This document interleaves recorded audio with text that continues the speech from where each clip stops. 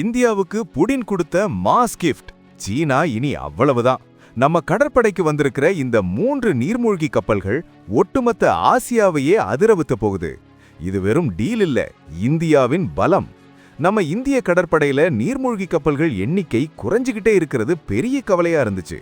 இதையெல்லாம் கவனிக்கிற நம்ம நண்பன் ரஷ்யா இப்போ அதிரடியா களத்துல இறங்கி இருக்கு.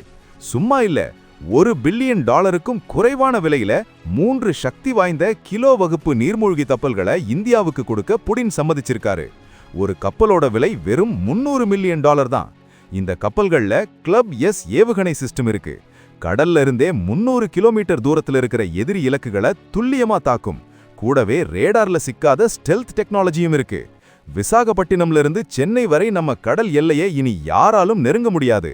2030க்கு அப்புறம் வரப்போற ஆபத்தை சமாளிக்க இதுதான் இந்தியாவின் மாஸ்டர் பிளான். மலாக்கா ஜலசந்தியில சீனா பண்ற சேட்டைகளுக்கு இதுதான் செக்மேட். இந்த 3 கப்பல்களும் அடுத்த 20 வருஷத்துக்கு நம்ம கடலோர பாதுகாப்பை வேற லெவலுக்கு கொண்டு போக போகுது. ஏற்கனவே நம்ம கிட்ட இருந்த பழைய கப்பல்களுக்கு பதிலா இப்போ புத்தம் புது டெக்னாலஜியோட இந்த நீர்மூழ்கிகள் வருது. இது புடினின் 2025 டெல்லி விசிட்டுக்கு அப்புறம் கிடைத்த மிகப்பெரிய வெற்றி. இந்தியா இப்போ தற்காப்புல இருந்து தாக்குதல் முறைக்கு மாற ஆரம்பிச்சிருச்சு. 2028ல அணுசக்தி நீர்மூழ்கி கப்பலும் வரப்போகுது. அது வரைக்கும் இந்த 3 கப்பல்கள் தான் நம்ம பலம்.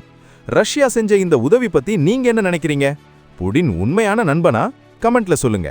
அப்படியே நம்ம தமிழ் ட்ரெண்ட் சென்ட்ரலுக்கு ஒரு லைக் போட்டு சப்ஸ்கிரைப் பண்ணுங்க. ஜெய் ஹிந்த். ஏன்னா இது இந்தியாவுக்கு புடின் கொடுத்த மாஸ் கிஃப்ட்.